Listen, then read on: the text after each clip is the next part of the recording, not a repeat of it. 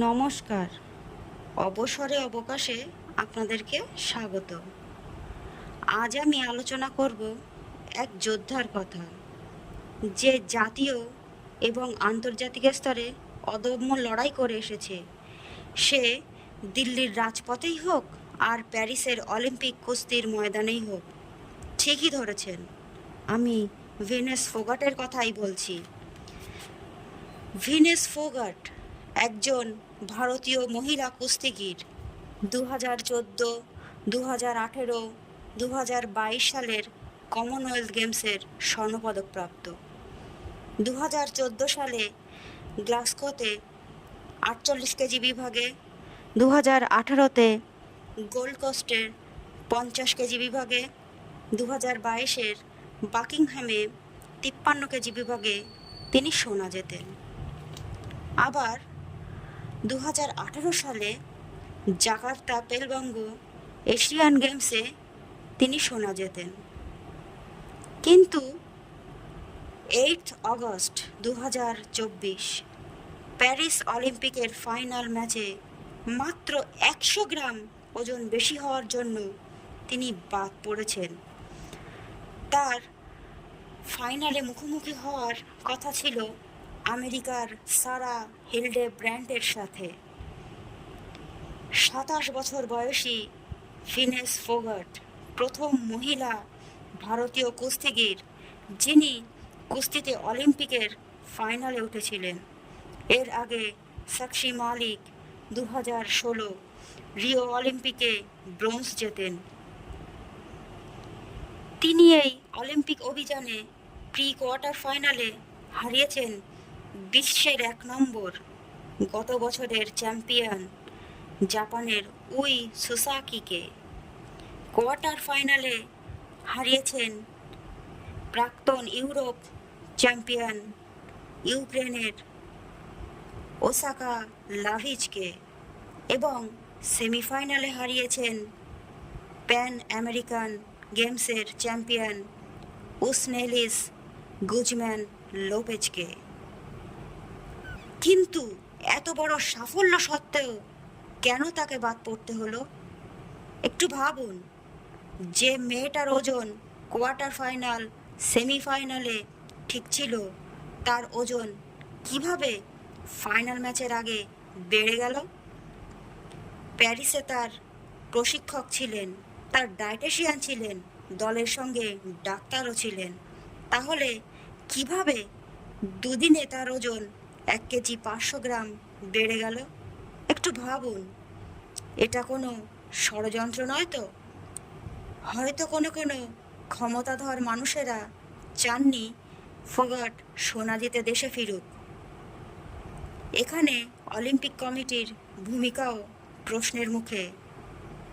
তারা তো এবার ছেলেদেরকে ও মেয়েদেরকে একসঙ্গে বক্সিং করিয়েছেন, কিন্তু প্রশ্নটা হলো কিভাবে ফোগাটের ওজন রাতারাতি বেড়ে গেল?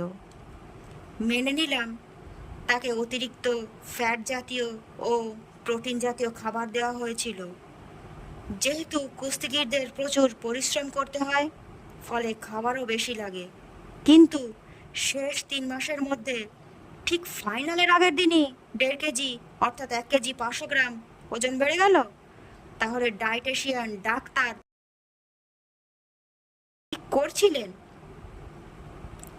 হয়তো সবারই যোগসাজশে এটা ঘটেছে। সে তো চেষ্টা কম করেনি, ওজন কমানোর জন্য চুল কেটে ফেলেছেন, একদিন কিছু খাননি, এমনকি জলও, সারা রাত স্কিপিং করেছেন, কিন্তু 1 কেজি 400 গ্রাম ওজন ঝরাতে সক্ষম হয়েছিলেন।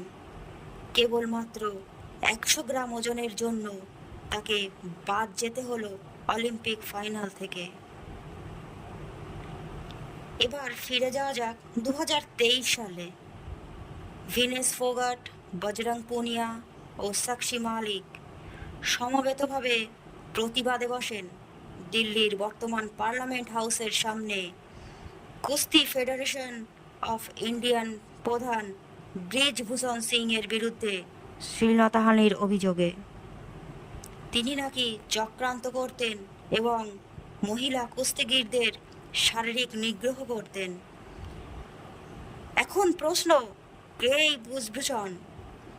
তিনি ছিলেন ভারতীয় জনতা পার্টির প্রাক্তন এমপি। এই প্রতিরোধ চলে 1 মাস ধরে। দিল্লি পুলিশ রাস্তা থেকে তাদেরকে তুলে দেয়।